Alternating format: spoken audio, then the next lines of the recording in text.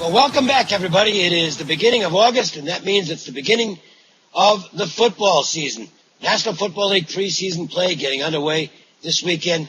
Hooray! Baseball is my favorite sport, and I guess it's the sport I make the most money in myself because there's action every day. But I got to tell you something.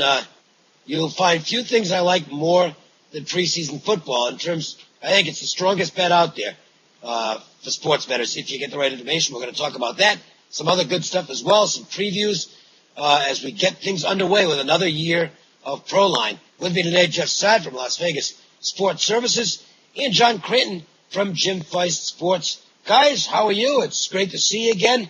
And, well, let's get everybody started by letting you know that we've got some tremendous specials.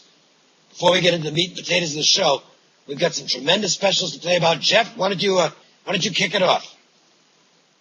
Well, Dave, my NFL preseason record last year was 19-10, 66%. I'm going to do it again. You can get on board. I'm going to give you all 4 weeks of the 2012 NFL preseason in August, only $25. And if you sign up today, I also throw in 4 weeks of August baseball. Just call 1-866-575-8918, 1-866-575-8918. I was 19-10 last year preseason. I'll do it again. And this is called LVSS, 1-866-575-8918, $25. For all 4 weeks of preseason, plus I'll give you 4 weeks of baseball. Well, I'm going to focus solely on the football with this special offer. If you want my baseball, just call the number that you see. We've had a very good season, and I anticipate that it's going to continue. But I try and keep things separate because most of my football bettors, or many of my football bettors, don't want to play baseball. I don't know why. We can have a long discussion about that sometime as to why most bettors don't bet baseball, because to me it's the best bet out there. But football, hey, this is a chance to make some serious money. I'm going to give the preseason away. It's a Proline special. This is cheaper than you'll get it any place else, because online it's being advertised for $49. $29. You're going to get the entire preseason, all the action plays I've got during the preseason, and I have more action plays than anything else. That's also going to include my preseason game of the year. I have no idea when that'll be. It'll be based on information, and it'll be strong. I knew I'd won quite a few of these in a row, and I just started backtracking to see how many years in a row. It's 7 in a row I've won on these. So this is a play that gets the money every year, and the reason for that is simple enough. It's based on information that you can get in the preseason that you can't get during the regular season. More on that in a bit. 1-866-841-1665 is the number to call. $29. You get all the action plays, plus you get that big game, the preseason game of the year, which itself is going to be worth a lot more than $29. I can tell you that, and will sell for substantially more. So call the number and get set up. We're going to get you started right away. Hall of Fame game, whatever information I've got on this game, we'll pass along, and I will have an action play on the game. 1-866-841-1665. John, what's cooking at Jim Feist Sports, and tell us about what Chip has as well. Well, this is the best time of the sports betting calendar with football season, pro and college. Jim Feist has a special. You can get his entire NFL preseason. That's 4 weeks of preseason football executive service plays, just $19. That's going to include Sunday's Hall of Fame game between the Saints and the Cardinals and his preseason game of the year. Chip Chirimbus has a group. You can get all of his high roller megabuck plays for the month of August, both baseball and the NFL preseason. That's 4 weeks of high rollers for $25. And you can get Chip's preseason NFL game of the year along with that. 1-866-899-9462. Okay, well, let's make those phones ring, guys. Take advantage of the special offers. They're very low investments, and they yield a good return, so take advantage of that. Let's get into some ideas that we have for why the preseason is so beatable. Jeff, I'll start with you, and I know you wanted to focus on the coaches a little bit. Yeah, you can tell a lot from what the coaches say after the game. Sometimes when the team plays really bad, the coach will say something like, "That was pathetic. I promise you we'll do better next week. I apologize to our fans for that performance." Those are the kind of things you want to remember, and you might want to bet on that team the following week, because even though it's preseason, coaches do not want these bad habits to continue. through the rest of the preseason and maybe into the regular season. So, for example, last year, Jim Harbaugh's first year as Niners coach, the first game they looked awful. They lost 24-3 to the Saints. The next week they bounced back, beat Oakland 17-3. In the third preseason game, they got blown out by the Houston Texans. Next week they came back and beat San Diego 2017. Tom Coughlin's another one. He usually does pretty well in the preseason, but last year in the first game at Carolina they lost 20-10. Next week they came back, blew out the Bears, and then game 3 they lost to the Jets in a game they don't, even though it's preseason, they like to win that game. And then the next week they upset the Patriots 18-17 as 8-point dogs. So that's just one of the things in the preseason that you want to look at. You want to see the coach's reaction after the game and try to judge the motivation for the following weekday.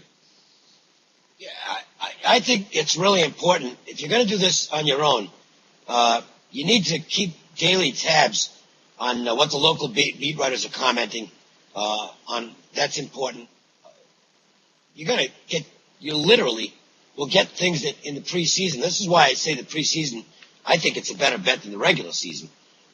Because coaches are giving away their game plans. Let me cite one example from last year. He's not their head coach anymore, but Todd Haley was the coach of the Chiefs. He's going into the preseason and he's telling everybody, we don't have a game plan. We're simply going to evaluate talent. Okay, this is one of the obvious ones, so, I mean, it's not that easy, okay? You do have to do some research on this stuff, but there was an indication right there. Well, it's as simple as this. If you bet the Chiefs last year in the preseason, you were out of your mind. This is a team that they just were going out there to look at talent. They weren't implementing any kind of a game plan, literally. On the flip side, you will find coaches who are going to give you information that they don't think is important, but they're not bettors, and that's why they don't understand. Lovie Smith is notorious for this. If I had to say it, I could only have one newspaper during the course of the preseason. It would be the Chicago Tribune, because they've got a lot of Lovie Smith stuff in there. And Lovie has alternately told us, well, I'm not doing anything for this game, or he wasn't happy about something, and he said, well, we're going out to win this game. You see quotes like that in the preseason. The coach says something along the lines that makes you believe, hey, he's trying to win this game. That's a team you definitely want to be on. A lot of times, some of this stuff is subtle, but you really get used to it over the years. The other thing is that the rotations are available. John does it for our whole company, in fact. He does a fantastic job so that all the analysts have this information and they can decide what to do with it. But we will get daily updates from John as to what basically each team in the NFL is going to be doing in terms of how their personnel will be implemented for their forthcoming game. Well, what an advantage this is. A lot of times you don't get anything. It's both teams will be doing the same thing because it's kind of cookie-cutter strategy. Okay, you just skip that game. But when I see a game where, they've got a quarterback battle going on and the coach wants to have both guys getting an equal opportunity to play with the first team. That means the first unit offensive line is going to be out there for a half, maybe into the third quarter, while the other team is playing their offensive line for a series or two. What an advantage this is. That's all you're looking for is advantages, because they aren't played like this. This is where when people say, well, they're not real games, how can you bet on them? That's precisely why you can. You can assume that nobody's going to be doing anything fancy. There's not going to be any particular revenge settings and meaningless games like that. So basically all you're trying to do is determine an advantage. If you can get your first team out there for more than the other team's going to have their first team out there, it's an edge. And that's all you want here is an edge. If you get an edge, you will win in the long run. It removes the vigorish that the house has for their edge. It puts you on a level playing field at worst, and it might give you the edge. And believe me, I know it doesn't sound like much, but if you can make it a 55% possibility for you, as opposed to a 55% possibility for the house with the money, you're going to win a lot in the long run. A lot. So this isn't one game specific. It's an overall strategy, and it absolutely works. Get that information. If you don't know where to get it, that's where we come in. We do, and we'll provide you with the winners. And the quarterback play, John, That's the most significant of all, obviously, particularly when there's quarterback battles or a coach may or may not be pleased about what's going on at that position. Oh, yeah, there's your key information for all of the games. I mean, even think about the regular season or the Super Bowl. Go back the last 20 years, and how many bad, below-average quarterbacks have led their team to either the Super Bowl or won the championship. You really don't have anymore. Maybe Trent Dilfer in 2000, and think about Rex Grossman. He was with the Bears. Okay, he got him to the Super Bowl. What happened? He was completely outplayed by Peyton Manning. And it's similar in August. You have to look at who the starters are and who the backups are. One example would be when wagering on a favorite in preseason. Now, that betting line on the favorite, you're probably going to have a decent above-average starting quarterback. However, if it's week 1 or 2 of preseason, that starter isn't going to play at all, maybe just 1 or 2 series. It's week 3 when the starters may play the most, maybe 2.5 to 3 quarters. Look at Peyton Manning, for example. I mean, you think John Fox and John Elway, you think they want to throw Peyton Manning out there for more than a couple of series? He will be their season, their investment. If you remember 9 years ago, Michael Vick, when he was with the Falcons, he broke his leg in August, devastated their season. So the coaching staff and even the general managers have to be very careful about veteran quarterbacks like Manning and like Brady. So if you're playing a favorite and you like the starting quarterback, make sure you look at the number 2 and 3 quarterbacks. Are they backups? Are they rookies? Have they had a bad history of playing? Because chances are you don't want to be backing a favorite with poor number 2 and 3 starting quarterbacks. All right, yeah, so keep these things in mind. Preseason coaching trends, by the way, watch them as well. I mean, we don't have the Colts.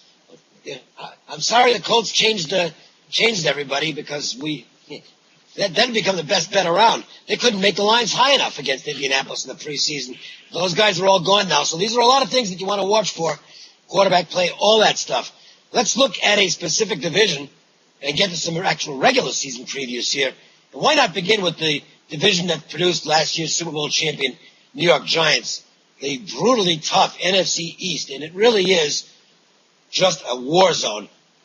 The Giants barely made the playoffs last year. They were 9-7. You got 2 teams were 8-8.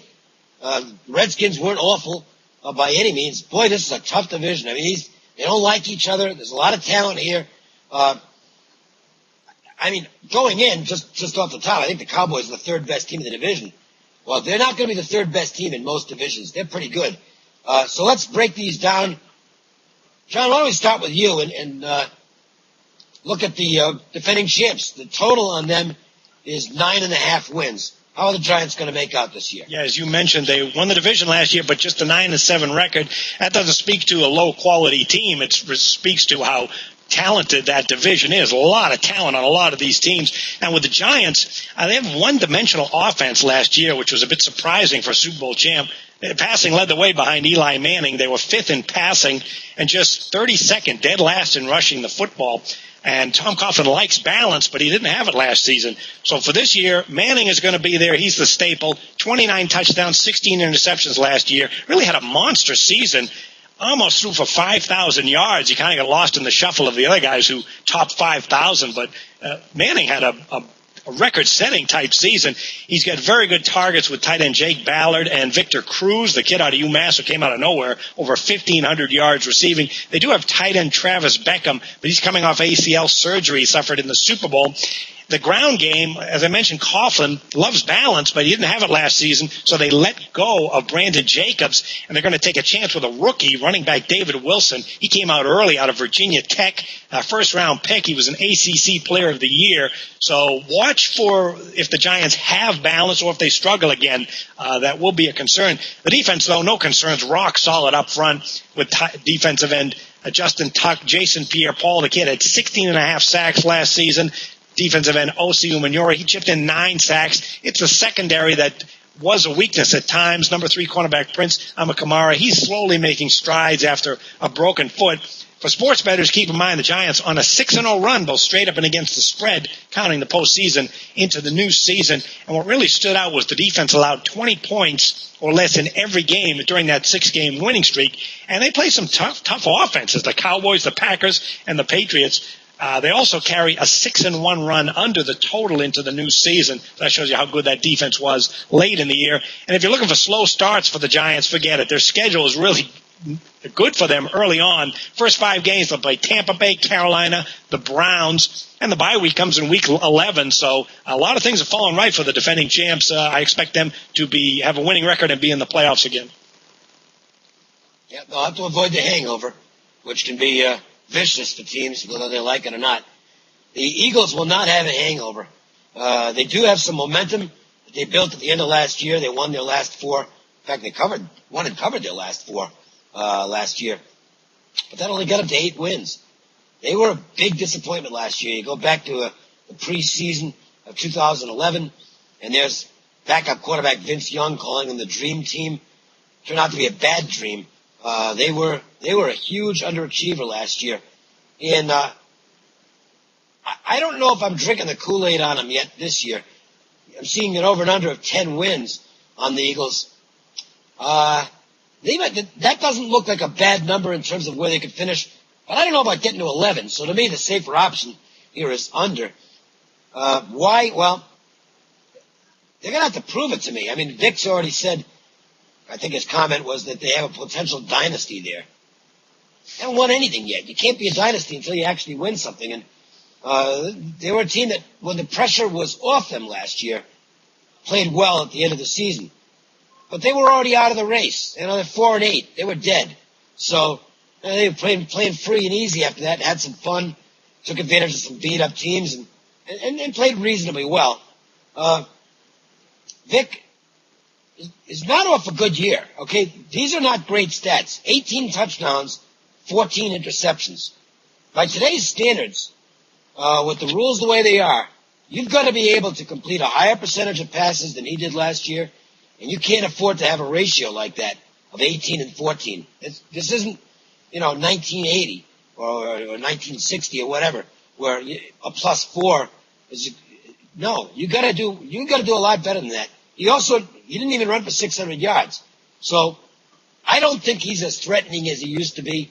Certainly he can still get out there and he has a lot of maneuverability, but I don't think the fear factor is there for opposing defenses to the level it was 2 years ago. He's not as young as he used to be. So Vic's going to have to be more of a quarterback rather than an athlete. LaShawn McCoy is fantastic. He is truly an elite back. Deshaun Jackson has to keep his mind on the game of football, stay focused, stop with the nonsense that has accompanied him from time to time. He's got a ton of ability. Macklin has to stay healthy. Brent Selleck had a real nice year last year. They've got to make sure they utilize him again in the offense. The pieces are there for this to be a good offense. I don't know if it can be a great offense. The defense I thought the defense was really where this team flopped last year, though. It looked like it should be a dominant defense, and it wasn't. They were 10th against the pass. They were 16th against the run. That's kind of middle of the league, and that's with a good stretch run, because they were worse than that. They got DeMeco Ryans has come in. I think that's a real plus addition. Trent Cole, Jason Babin is a tremendous player. Vinnie Curry. The talent's there. These guys have to play together as a unit. I don't know about the depth chart. If they have injury issues again, and again, last year they had a lot of injury problems.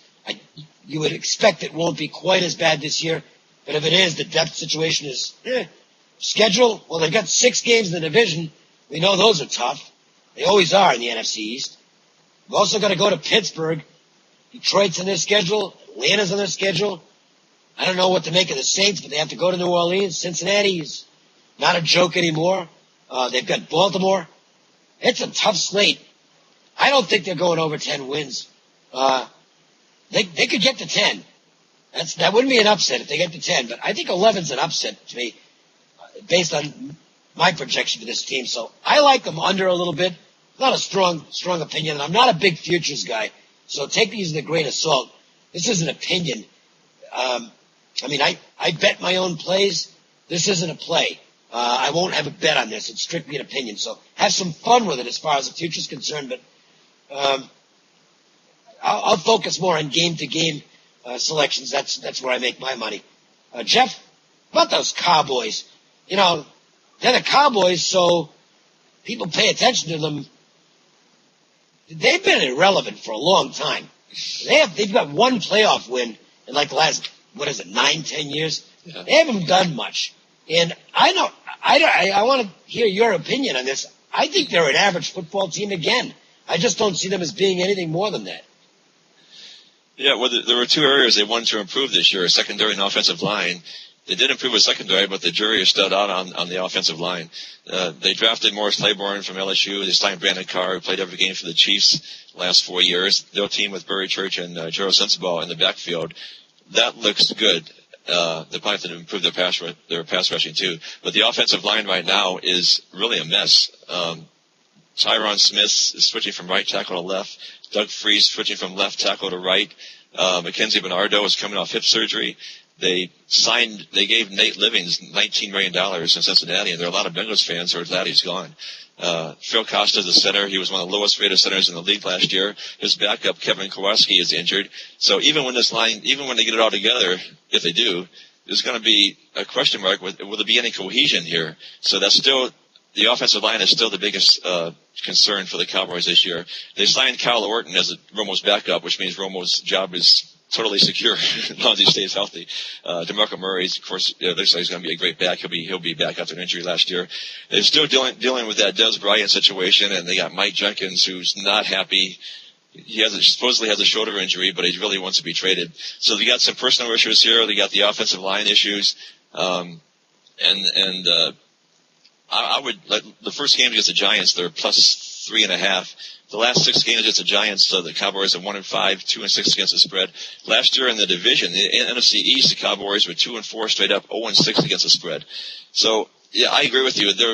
They're above average team. Last year they blew a lot of games. They just gave away 3 or 4 of them, and they still managed to win 8 games. So I would say 9 games this year would be about what my prediction would be, 9-7 for the Cowboys. And that leaves the Redskins, who in many ways is the most interesting franchise in this division from this standpoint. I think this is a team that has been completely mismanaged on a regular basis. And now they've gotten to the point where I don't think the talent level there can keep up with the other teams in the division. Some of that's on Shanahan, who I don't think has improved the team a bit since he got there. The other thing is, to me, the majority of it falls on the ownership, shoulders of the ownership, Dan Snyder. If I had to rate organizations by competency at the front office level, I think the Redskins would be right at the bottom of the list. And it starts with the ownership. It's just, I don't think he's got a clue. And, this goes back. I'm not here to sit and annihilate Mike Shanahan, but I thought Shanahan was really bad his last couple of years in Denver. And I wasn't sure what to make of him coming into Washington. I'm not impressed with the job he's done. I'm not going to sit here and suggest that the game has passed Shanahan by. I don't think that's it. Because, believe me, Mike Shanahan knows more about football in his little finger than I do in my entire body. It's not that Mike Shanahan doesn't know what's going on out there. But I think from an organizational standpoint, things have gotten away from Shanahan. And I just think maybe he's wearing too many hats. And I don't really like the job he's done there. And I don't know if he was the right hire anyway. Let's see what he does with RG3. This guy is, I believe he's going to be even better than people think right off the bat. He's an extremely intelligent young guy. And I think he's going to pick up on what they need to be doing very, very quickly. I expect that out of both rookie quarterbacks, Luck and Griffin. I think these are special guys, a cut above the quarterbacks we've seen come out in recent years. And it wouldn't surprise me if we see Griffin putting up numbers that are surprisingly good in his rookie season. Nevertheless, I just look at this team and I see too many holes, plus the fact that they're in a division with 3 good franchises ahead of them. I mean, the Cowboys, again, they're a good third-place team. The Eagles have the potential to be something really special. And the Giants just won the Super Bowl again. So I just don't see the Redskins. John, I don't see how they can't finish last again. I just don't think they're going to be good enough to do anything better than finish last. And I think that's going to get Shanahan fired. I really do. So we're still looking at kind of a rocky relationship organizationally in Washington? Guys, I mean, you got any different read on them? No, the thing that's most interesting with Washington, though, is the quarterback play. Shanahan's the guy who pulled the plug and went for Robert Griffin. He's high on him. Last time Shanahan did this, when he was Denver, he went after Vanderbilt's Jay Cutler.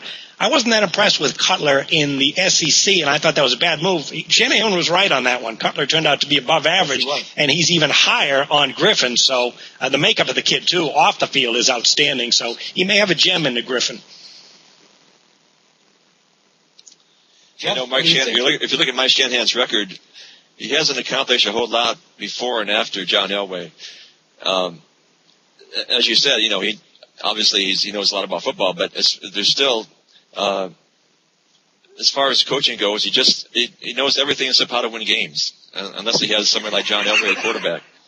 And you can say that about a lot of coaches too. That's their problem. They know everything, but when it comes to winning, that's their downside. I just, I don't know how much the players buy into him. I think that's part of it too. And, listen, sometimes I think Terrell Davis had more to do with that Super Bowl championship back-to-back deal in Denver than anything else. That was in Davis's prime, and Elway was still really good at that point. He doesn't have that here. Okay, we'll see with RG3. He's not going to be Elway right out of the gate in the running game. I don't know. I just don't see the weapons being there, and I think it's going to be another bad season for them. I think that's the safest bet in that division is that they finish last again. And if they win 6 games, to me that's a pretty good season for them.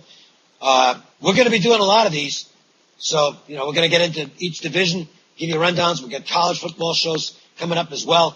We do want you to take advantage of these special offers that are out there. I think they're fantastic because they're small investments. They give you a real opportunity to make some money right out of the gate. Mine is for all my action plays in the preseason for $29. And again, especially with multiple days each week, you're going to get, I'm guessing probably about 4 games a week. Plus, you'll get the preseason game of the year, 7 in a row in the win column on that. So whenever it comes up, you're going to be able to bet that with confidence.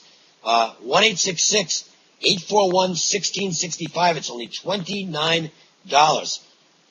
Jeff, yours is spectacular as well. You had a great preseason last year, and you got baseball included as well. Yeah, I'm going to do it again. I'm going to give you 4 weeks of the entire NFL preseason with $25. If you sign up today, I'm going to give you the 4 weeks of baseball in August, all for a total of $25. Just call LVSS 1-866-575-8918. That's 1-866-575-8918. And John, let's get the word on what world champion handicapper Jim Feist, and a hell of a poker player as well, by the way. What does Jim have lined up for football? Give you 2 offers. One is from Chip Chirimbas. You can get all of Chip's high roller exclusive Megabucks plays for August, both baseball and NFL preseason, 4 weeks for $25.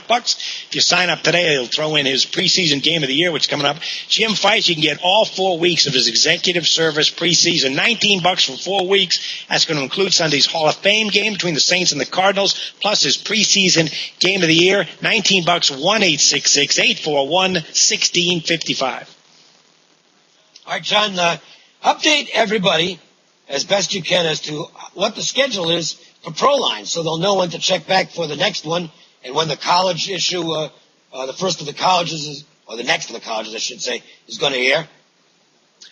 Thursdays at 9 a.m. Pacific time, Proline, a brand new Proline each week will be up, centering on NFL plays. And Friday morning by 9 a.m. you'll see college up. We're going to do conference previews all this month, and then right into the regular season, it's the same thing. You'll see the Thursday NFL college play, and then the Friday college football Proline show. So, as an example, on Friday, tomorrow, if you're watching this first cut, we will have a Big 12 college football preview. And we're working on the teams right now, so I'll have some good information to share on that. And then next Thursday, make sure and tune back in for another divisional breakdown. Plus, we'll get you some we'll be in the preseason next week. Hopefully have some good early information for you that you can use to your advantage at the books. So make some money. That's what this is all about. And football's a lot of fun.